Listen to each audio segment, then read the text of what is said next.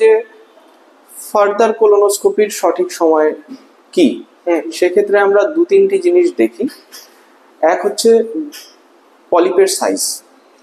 এখন যে পলিপটি পাওয়া গেল সেটি কতটা বড়, 10 মিলিমিটারের কম না 10 মিলিমিটারের বেশি। পলিপের নাম্বার, কতগুলো পলিপ আছে, অনেক সময় একটা পলিপ থাকে, অনেক সময় 1 থেকে 2টো পলিপ থাকে, কখনো 3 থেকে 4টে পলিপ থাকে, কখনো 5 থেকে 10টি পলিপ থাকে, বা 10-এর বেশি পলিপ থাকে। এইভাবে আমরা নাম্বারগুলোকে গ্রুপিং করি, 1 to 2, 3 to 4, 5 to 10 এবং মোর দ্যান 10। বা যেগুলো সেসাইল সেরেটেড অ্যাডেনোমা, সেগুলো থেকে ক্যান্সার হয়। কিছু নন ক্যান্সারাস পলিপও আছে, কিন্তু খালি চোখে দেখে এদেরকে বোঝার উপায় নেই। সেই জন্যে পলিপের ট্রিটমেন্ট ডিপেন্ড করে পলিপ কোলনের কোন জায়গায় হয়েছে, কত বড় পলিপটি এবং কতগুলো পলিপ আছে তার উপর ডিপেন্ড। 60 ইয়ার্স, 55-60 ইয়ার্সের পরে অ্যারাউন্ড 30 to 50% পেশেন্টের পলিপ থাকে। কিন্তু বংশগত পলিপ যেগুলি, সেগুলো 10 থেকে 15 বছরের মধ্যে পলিপ ডেভেলপ করে এবং পেশেন্ট সিমটোম্যাটিক হয়, পেশেন্টের সমস্যা শুরু হয় অ্যারাউন্ড 25। এখান থেকে আমরা পলিপটা ধরে কাটি পলিপেক্টমি স্নেয়ার দিয়ে, সেই ধরার মতো জায়গাটি থাকে না। তো সেক্ষেত্রে এই ইএসডি প্রসিডিওরে কি করা হয়, পলিপের নিচে আমরা একটা লিকুইড ইনজেকশন দিয়ে পলিপটাকে লিফট আপ করি, পলিপটাকে কোলনের সারফেস থেকে অনেকটা উঁচু করে দেওয়া হয়, যার ফলে এই উঁচু হওয়া জায়গাটিকে ধরার ব্যবস্থা করা যায়। হ্যালো এভরিওয়ান, স্যানার ইন্ডিয়া আরো একটি পডকাস্টে আপনাদের সকলকে স্বাগত জানাই। আমাদের সঙ্গে আছে স্বনামধন্য গ্যাস্ট্রোএন্টারোলজিস্ট ডক্টর কিষান মনিক স্যার। নমস্কার। আগের দিন আমরা স্যারের সঙ্গে কোলন পলিপ নিয়ে আলোচনা করছিলাম। তো আগের ভিডিওটা আমরা আই বাটনে অথবা ডেসক্রিপশনে দিয়ে দেবো, সেটা অবশ্যই দেখবেন। কোলন পলিপ ব্যাপারটা যথেষ্ট বড় ব্যাপার, তো আমরা সেটা নিয়ে আজকেও আলোচনা করছি। এটা আমাদের কোলন পলিপের সেকেন্ড পার্ট। স্যার আমাদের আরো বিস্তৃত বলবেন। কিছু ডাউট ক্লিয়ার হওয়া সেদিনকে বাকি ছিল, যে ডাউটস গুলো আমরা আজকে স্যারের থেকে জেনে নেব। তো স্যারকে আমরা প্রথমেই বলতে চাই, স্যার আগের দিন তো আপনি স্ক্রিনিং কোলোনোস্কোপির কথা বলেছিলেন, তারপর যদি পলিপ পাওয়া যায়, ধরে নেওয়া যায় এবং পলিপেক্টমি করা হয়, তা এর পরেও কি মানে আবার পলিপ হতে পারে? আর সেক্ষেত্রে কতদিন পর আবার কোলোনোস্কোপি করে ব্যাপারটাকে আমরা আইডেন্টিফাই করতে পারি? সাধারণত পলিপ একবার হওয়ার পরে পলিপ হতে পারে, কিন্তু তাতে বেশ কিছুটা সময় লাগে। এবার আমরা কিভাবে বুঝবো যে ফার্দার কোলোনোস্কোপির সঠিক সময় কি, সেক্ষেত্রে আমরা দু তিনটি জিনিস দেখি। এক হচ্ছে পলিপের সাইজ। এখন যে পলিপটি পাওয়া গেল সেটি কতটা বড়, 10 মিলিমিটারের কম না 10 মিলিমিটারের বেশি। পলিপের নাম্বার, কতগুলো পলিপ আছে, অনেক সময় একটা পলিপ থাকে, অনেক সময় 1 থেকে 2টো পলিপ থাকে, কখনো 3 থেকে 4টে পলিপ থাকে, কখনো 5 থেকে 10টি পলিপ থাকে, বা 10-এর বেশি পলিপ থাকে। এইভাবে আমরা নাম্বারগুলোকে গ্রুপিং করি, 1 to 2, 3 to 4, 5 to 10 এবং মোর দ্যান 10। তৃতীয় হচ্ছে পলিপ রিমুভ করার পরে তার যে বায়োপসি পরীক্ষা হয়, সেই বায়োপসি পরীক্ষাতে কি ধরনের হিস্টোপ্যাথোলজিক্যাল বা টিস্যু ফাইন্ডিংস আসছে। কিছু পলিপ আছে যেগুলো টিউবিউলার, এগুলো আমরা মেডিকেলের ভাষায়, ডাক্তারি পরিভাষায় বলি। কিছু পলিপ আছে টিউবিউলার, কিছু পলিপের হিস্টোলজি আছে টিউবিউলোভিলাস, কিছু পলিপের হিস্টোলজি আছে ভিলাস, পিওরলি ভিলাস। তো এই ক্ষেত্রে অ্যাজ ফর এক্সাম্পল, যদি দেখা যায় যে কোলনে একটি মাত্র পলিপ পাওয়া গেছে, সেটি 10 মিলিমিটারের কম এবং সেটি টিউবিউলার পলিপ, সেক্ষেত্রে সেই পলিপ রিমুভ করার পরে 10 বছর পরে আবার কোলোনোস্কোপি করা উচিত। 10 বছরের মধ্যে ধরে নেওয়া যায় আর সাংঘাতিক কিছু হবে না। ওয়ারাস যেখানে ধরুন মোর দ্যান 10 পলিপস আছে, 10-এর বেশি পলিপ পাওয়া গেছে, সেখানে 3 বছর পরে আবার কোলোনোস্কোপি করতে হবে এই পলিপগুলো রিমুভ করার পরে।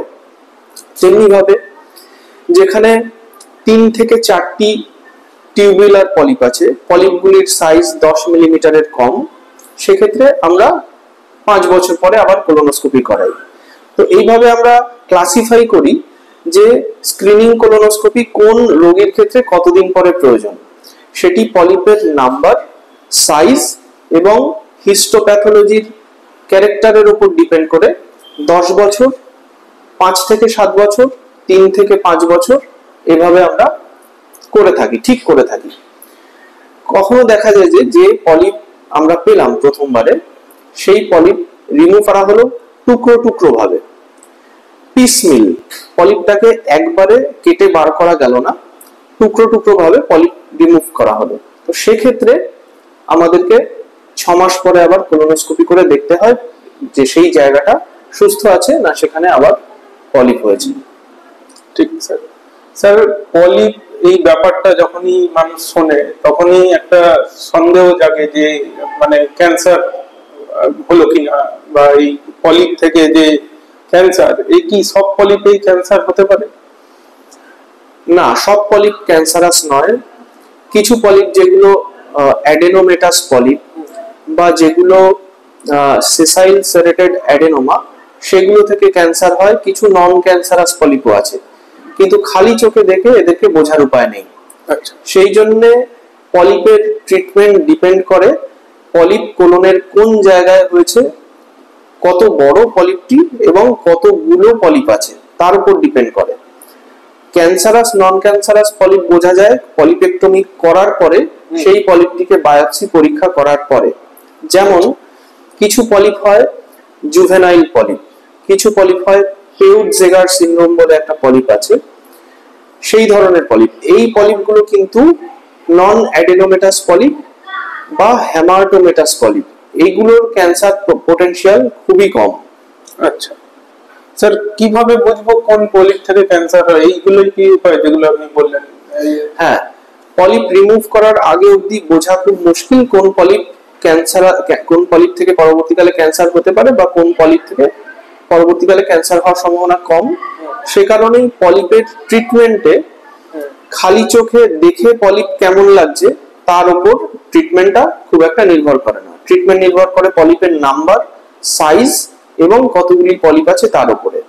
রিমুভ করার পরে আমরা বুঝতে পারি, যখন হিস্টোপ্যাথোলজি বা বায়োপসি পরীক্ষা করা হয় তখনই আমরা বুঝতে পারি সেটি কি ধরনের পলিপ। স্যার ছোট বাচ্চাদেরও কি পলিপ হতে পারে? হ্যাঁ, বাচ্চাদের ক্ষেত্রেও পলিপ হয়।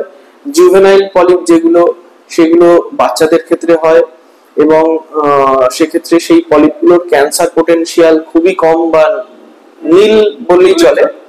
কিন্তু এই পলিপগুলির সমস্যা হচ্ছে পলিপগুলি একটু লম্বা ধরনের পলিপ হয়, অনেকটা ডাম্বেলের মতো, মাথাটা চওড়া, মোটা, গোল এবং নেকটা সরু এবং লম্বা। তো সেই পলিপগুলি কি হয়, আঙুরের থোকার মতো ঝুলে পড়তে পারে, যার ফলে খাদ্যনালী জড়িয়ে যাওয়া বা পায়খানায় রক্ত আসা, পেটে ব্যথা হওয়া, এই ধরনের সমস্যা হয়। তো এইগুলোরও কি ট্রিটমেন্ট আছে? হ্যাঁ, এগুলোরও ট্রিটমেন্ট সেম। এই সমস্যাগুলো হয় বলেই এই পলিপগুলির ট্রিটমেন্ট প্রয়োজন এবং সেক্ষেত্রেও পলিপেক্টমি করা হয় যেভাবে আমরা অ্যাডাল্ট পেশেন্টে পলিপেক্টমি করি, যেটা সম্পূর্ণ সেফ। ওকে স্যার, তো পলিপ ব্যাপারটা কি মানে জেনেটিক্যালি বংশগত ব্যাপারটা কি থাকে এর সঙ্গে জড়িত? কিছু বংশগত পলিপ আছে, যেমন ফ্যামিলিয়াল অ্যাডেনোমেটাস পলিপোসিস, একটা সিনড্রোম। সিনড্রোম মানে হচ্ছে এই ধরনের রোগীদের কিছু পলিপ, যেমন স্টামাকে পলিপ, ডুওডেনাম বা উপরের দিকের ক্ষুদ্রান্ত্রে পলিপ, এগুলো কোলন পলিপের সাথে থাকে এবং খাদ্যনালীর সমস্যা ছাড়াও আরো কিছু সমস্যা থাকে। যেমন হাড়ের, আমাদের বোনস বা হাড়, সেখানে অস্টিওমা বলে এক ধরনের বেনাইন টিউমার হতে পারে। রেটিনা, চোখের রেটিনাতে এক ধরনের সমস্যা হতে পারে। তো যাদের এই ধরনের ফ্যামিলিয়াল অ্যাডেনোমেটাস পলিপোসিস ধরনের সিনড্রোম থাকে, বংশগত পলিপ, তাদের পলিপের সাথেও আরো কিছু এক্সট্রা ইন্টেস্টাইনাল সমস্যা থাকতে পারে। Okay sir. স্যার বংশগত পলিপের মানে কিছু আলাদা সিমটমস আছে বা লক্ষণ কিছু আলাদা? বংশগত পলিপের সিমটম হচ্ছে এই পলিপগুলি খুব আর্লি এজে হয়, খুব তাড়াতাড়ি হয়। যেমন 10 থেকে 15 বছরের মধ্যে পলিপ ডেভেলপ করতে পারে এবং পেশেন্ট খুব তাড়াতাড়ি সিমটমেটিক হয়। যেমন আমরা প্রথম দিকে আলোচনা করছিলাম যে পলিপ 50 বছরের পরে বা 55 বছরের পরে বেশি সম্ভাবনা থাকে এবং সেক্ষেত্রে দেখা যায় যে 60 ইয়ার্স, 55-60 ইয়ার্স এর পরে অ্যারাউন্ড 30 to 50% পেশেন্টের পলিপ থাকে। কিন্তু বংশগত পলিপ যেগুলি, সেগুলো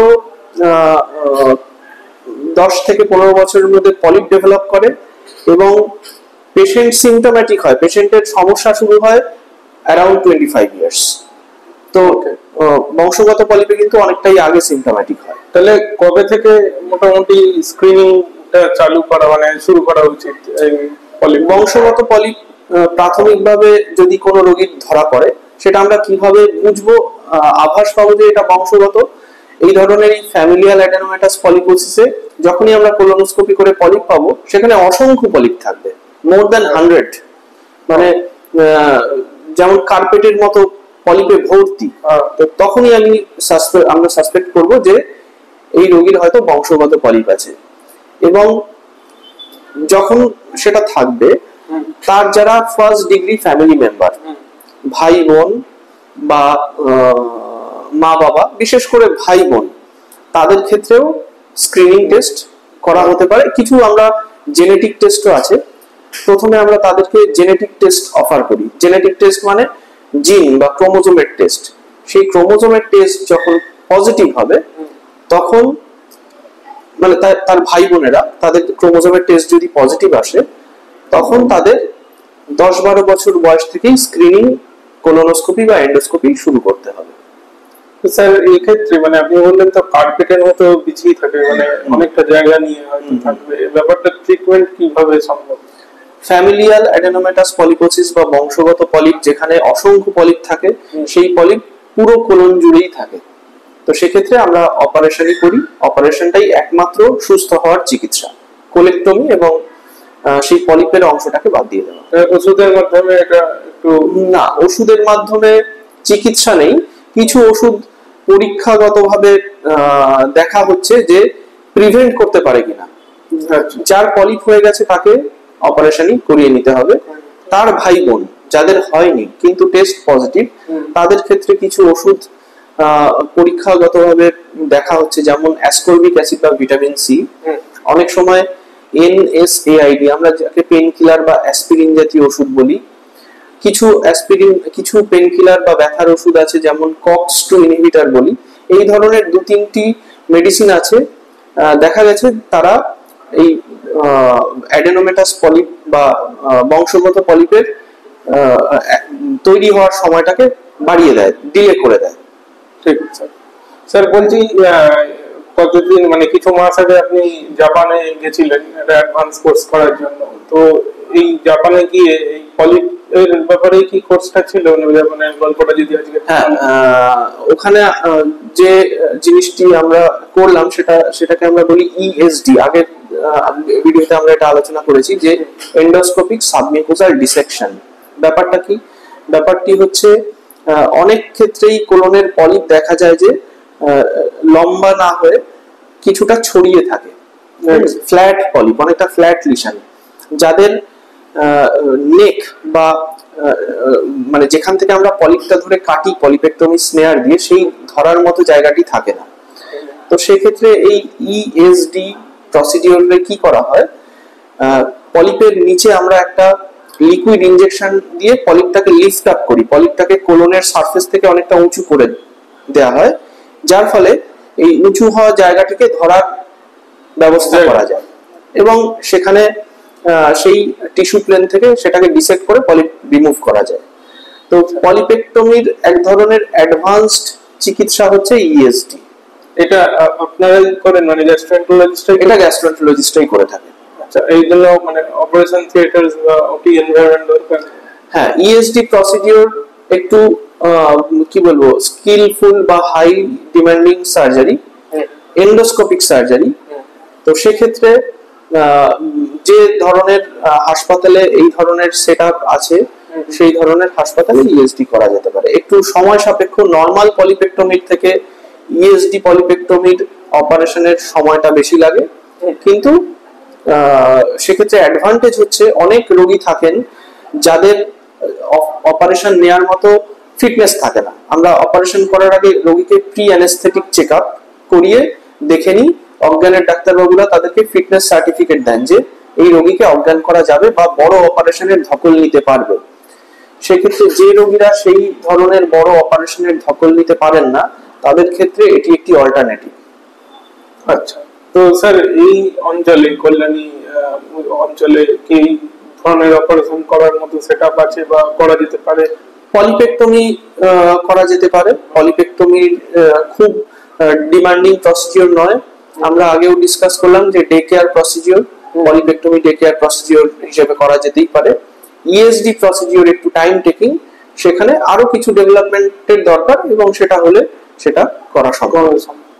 ঠিক আছে স্যার, আমরা অনেকটাই আজকে কোলন পলিপ সম্বন্ধে তো জানলাম, আগের দিনও বেশ কিছুটা জেনেছি, অনেকটা ডাউট ক্লিয়ার হলো যে চিকিৎসাটা কি হতে পারে। তো এই পুরো ব্যাপারটা যদি একটু সামারাইজ করে দেন তাহলে খুব সুবিধা হয় বুঝতে।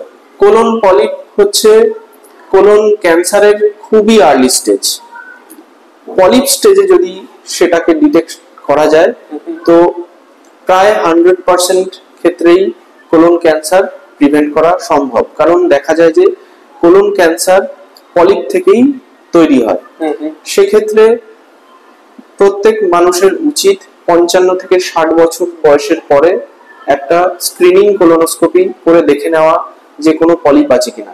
হয়তো কোনো সিমটম নেই, সেক্ষেত্রেও উন্নত দেশে বা পাশ্চাত্যের অনেক দেশেই স্ক্রিনিং কোলোনোস্কোপি গাইডলাইন আছে, সরকারি গাইডলাইন আছে। আমাদের দেশে যেহেতু এত বড় দেশ, এত পপুলেশন, অনেক টেকনিক্যাল, অনেক লজিস্টিক সমস্যা আছে, স্ক্রিনিং কোলোনোস্কোপি এখনো গাইডলাইনে আসেনি। সেক্ষেত্রে স্ক্রিনিং কোলোনোস্কোপি নিজের ক্ষেত্রে করা যেতে পারে 55 থেকে 60 বছর বয়সে। ঠিক আছে। কোলন পলিপেক্টমি করে সম্পূর্ণরূপে রিমুভ করা সম্ভব। এটি একটি ডে কেয়ার প্রসিডিওর, যার জন্য দীর্ঘদিন হাসপাতালে ভর্তি থাকতে হয় না এবং বাইরে থেকে কোনো রকম কাটাছেঁড়ার প্রয়োজন হয় না।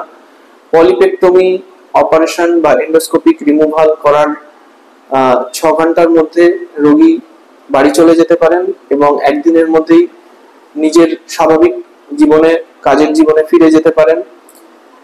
পলিপেক্টমি চিকিৎসা খুবই সেফ এবং তাতে যে অ্যাডভার্স ইভেন্টস বা পলিপেক্টমি করার জন্য যে সমস্যা হতে পারে সেই সমস্যাগুলি অতি নগণ্য। সুতরাং স্ক্রিনিং কোলোনোস্কোপি এবং early stage polypectomy colon cancer prevent করার জন্য এক অতি আবশ্যক স্টেপ। ওকে স্যার, অনেকটাই জানতে পারলাম আজকে আমাদের এই ভিডিও থেকে। আমরা আগেও গ্যাস্ট্রোএন্টারোলজি সম্বন্ধে অনেক ভিডিও করেছি, সেইগুলো আমাদের ইউটিউব চ্যানেলে অলরেডি দেওয়া আছে, ডেসক্রিপশনে গিয়ে সেগুলোর লিংক আপনারা পেতে পারেন। চ্যানেলটি সাবস্ক্রাইব করার জন্য অনুরোধ করছি, তাতে ইনফরমেশন গুলো আরো কুইকলি পাওয়া যাবে। লিভার এন্ড গাট বলে একটা ইউটিউব চ্যানেল আছে ডক্টর কিষাণ মনিক স্যারের, তো ওখানে গিয়েও আপনারা এই ভিডিওগুলো সম্বন্ধে বা এই তথ্যগুলো আরো ভালো করে জানতে পারবেন। থ্যাংক ইউ স্যার সময় দেওয়ার জন্য। Thank you.